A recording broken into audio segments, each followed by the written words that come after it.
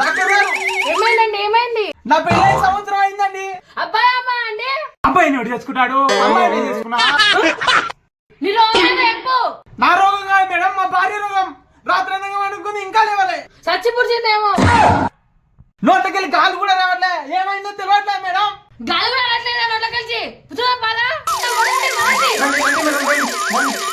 అదిగా మేడం,